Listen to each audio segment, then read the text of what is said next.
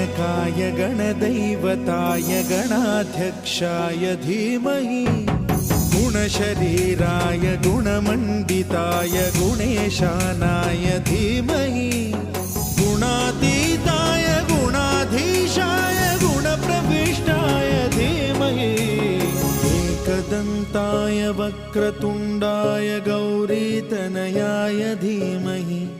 गजेशानाय भालचन्द्राय श्रीगणेशाय धीमहि